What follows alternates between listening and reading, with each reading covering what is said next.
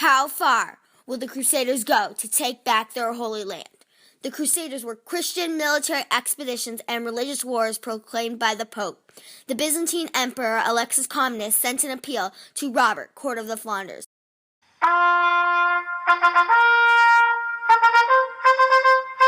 Once Pope Urban II also read it, he began the First Crusade. The goals of the Crusaders were economical, political, social, and they had religious motives as well.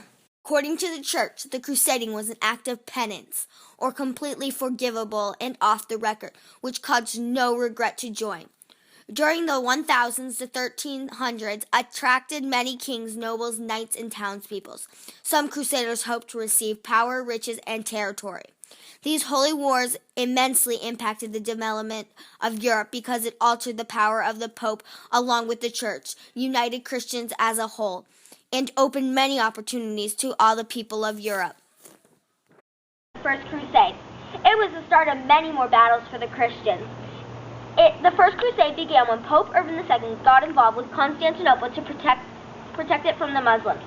To add on, in 1095, Urban II spoke to a crowd at Clermont, France, proposing war. The Christians were not ready for it and knew nothing of the climate, geography, or culture of the Holy Land. Despite the little knowledge of the Crusaders were able to win a strip of land. This was a great start for the Crusaders, but the states created on this land left a high risk for a Muslim counterattack. 1 point Christians. As he said, this vulnerability did in fact lead to a counterattack. Edessa was recaptured by the Turks, and the goal of the Second Crusade was to reclaim this captured city. Sadly, the Second Crusade ended in a defeat for the Christians. The main reason for their failure was the lack of communication between the two kings, and it was the first sign of the fall of the Crusaders. As a result, Europe's economy suffered, and there was a lack of recruits because of this failure. 1 point Muslims. Hey Barb, my man! How's the Holy Roman Empire? Still holy, I hope. Of course! You ready to go kick some butt? There's another guy who's supposed to be here. Where is he? He's late.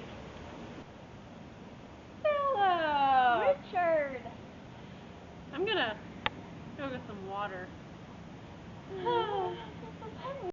What are you doing here? You're just going to steal away my glory.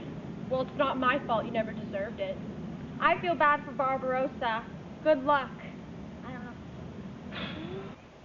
know. So Philip left, so I guess we're just gonna do this on our own. Oh. Well, hope you can swim, buddy. Looks like this is my crusade. This fighting has got to stop. We need to change our ways right now. I'm making a treaty so you guys can come to Jerusalem whenever you want. I don't want to do it. I don't want to tie. I want to win. You have to. Fine.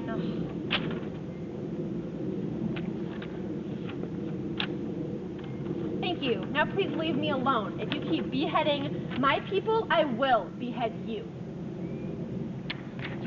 It's not over till I win.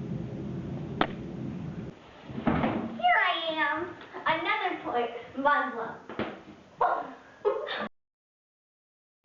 What kind of leader are you? You don't even have the guts to start a fourth chance to get our land, Jerusalem.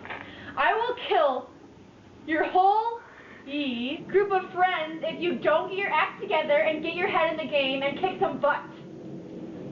How dare you talk of my people that way? You should have respect for your chosen leader. To protect my people, I need to start a war myself. God be with us. Smells like Christian defeat there. 2 more points Muslim. Woo-hoo! Oh, hello. I didn't see you there. Did you know the leader during the Fourth Crusade, Francis II, wanted to expand the region, so he met with Sultan Al-Kamil to gain his territory. When the two met, they signed the Treaty of Jaffa.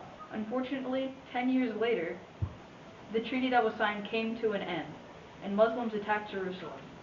The immediate response to this was the Seventh Crusade. Led by Louis IV, they managed to recapture Damietta, but were later soundly defeated by Egyptian forces. This is getting old. Muslims win. Breaking news. We have received some information regarding the Crusades and impact on the development of Europe. The Crusades had a great effect on the Christian religion by lessening the power of the Pope, because the Pope had power to send thousands of Christians to battle. But after the Crusades, the influence of the Pope was greatly diminished due to the fact near all the trips to Jerusalem he ordered failed miserably.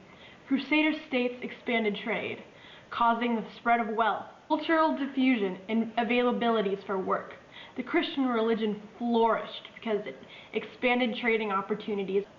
Back to you, Emma. Thank you for that report, Elena. I'd like to add, the daily lives of Europeans were also changed by the Crusades. The call to go to the Holy Land encouraged thousands to leave their homes and travel to faraway lands. With more European men going to fight for Jerusalem, many women got a chance to run things around town. With so much turmoil in Jerusalem between the Jews, Christians, and Muslims, many Crusaders were on edge when they were exposed to anyone with a different belief. Overall, the Crusades influenced Europe's prosperity by bringing together the Christians, adjusting the authority of the Pope as well as the Church, and allowing civilians to explore more opportunities.